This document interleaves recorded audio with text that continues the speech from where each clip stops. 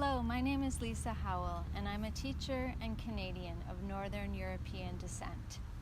Hello, my name is Nicola Whitehouse, and I too am an educator and a Canadian of Northern European descent. We are here today on the unceded lands of the Algonquin people at the Beechwood Cemetery in Ottawa. Did you know that Beechwood is the National Cemetery of Canada? We're so glad you've joined us. Today we'd like to teach you about 3 important people to help us learn more about our collective history.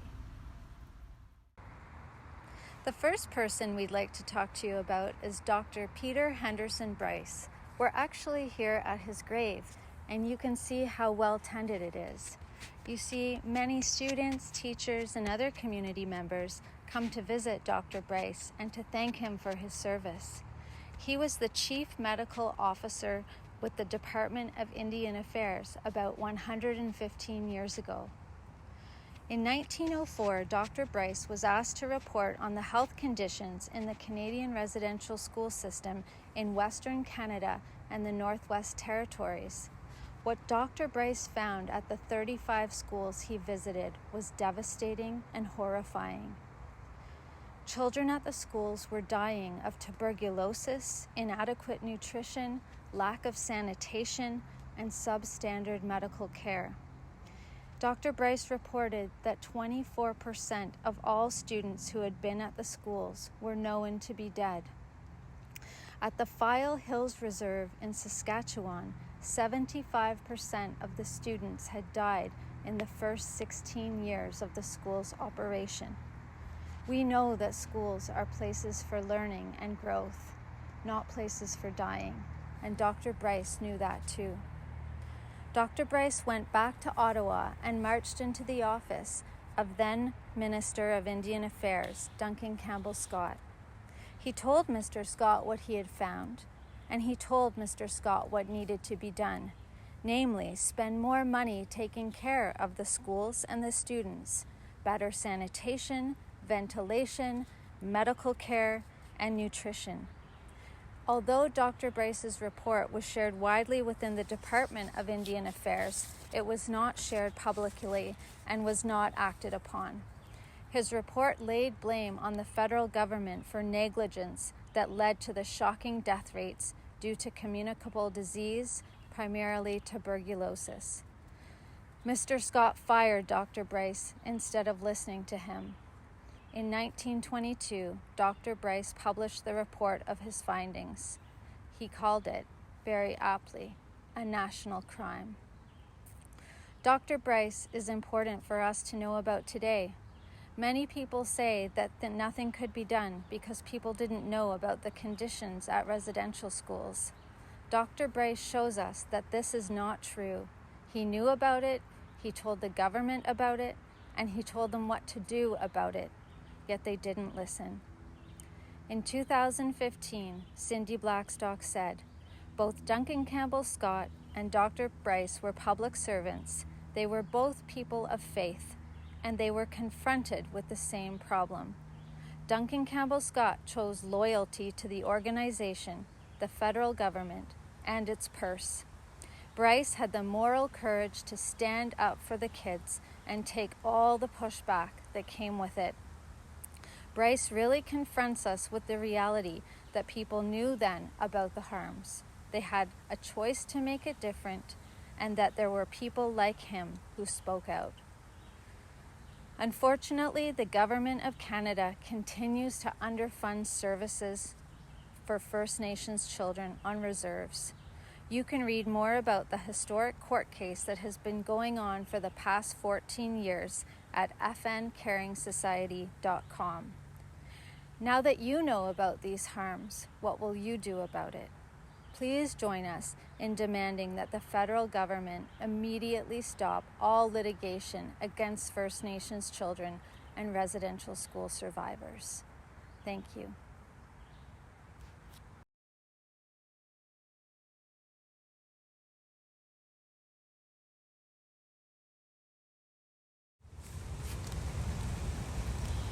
Here we are at the grave of Duncan Campbell Scott, who until recently was known mainly for being one of Canada's Confederation poets.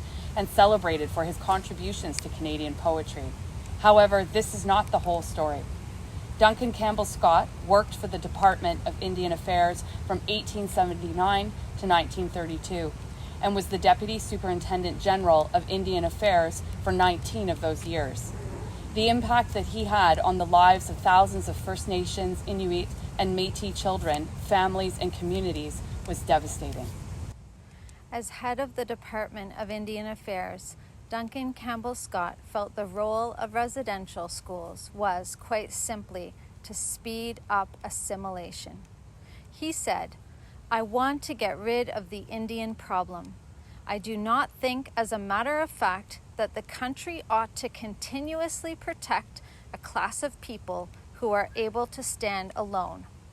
Our objective is to continue until there is not a single Indian in Canada that has not been absorbed into the body politic, and there is no Indian question and no Indian department." As we learned about earlier, Scott was not interested in Dr. Bryce's suggestions, and in 1913 suspended funding of Bryce's research, suggesting that the cost of gathering statistics on child deaths far outweighed the benefits. Think about that. The cost of gathering information about children's deaths wasn't worth the money. Duncan Campbell Scott is important to know about because his actions show us how normalized racisms can be if we don't speak up and speak out about them.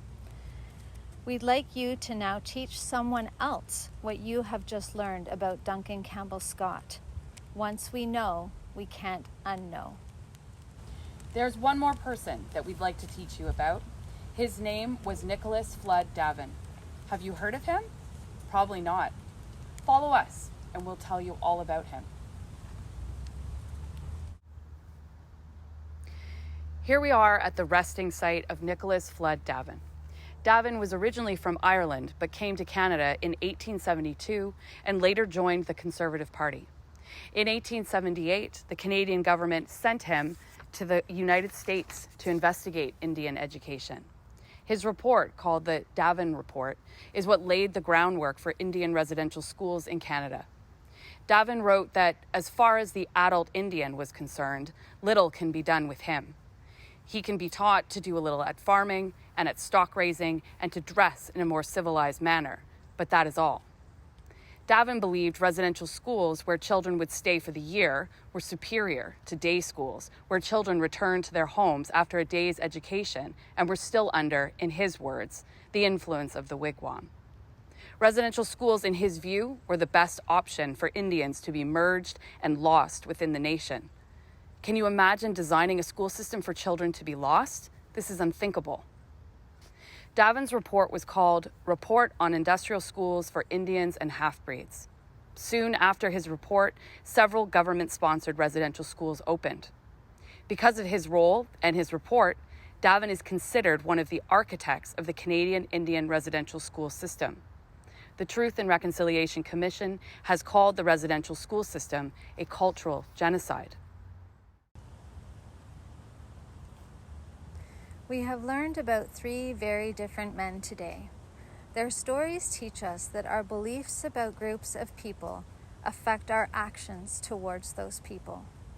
Duncan Campbell Scott and Nicholas Flood Daven believed that First Nations, Inuit, and Métis people weren't worth the money, and that the goal of the government was to get rid of the Indian problem. Dr. Bryce believed that all people deserved access to medical care, nutrition, sanitation, and prevention of disease. He knew this then, and we know this now. Please be like Dr. Bryce. Take a stand. Write to your MP or to the Prime Minister and demand that they stop litigation against First Nations kids. Find out more on our website, fnkaringsociety.com, and click on the link below. Thank you.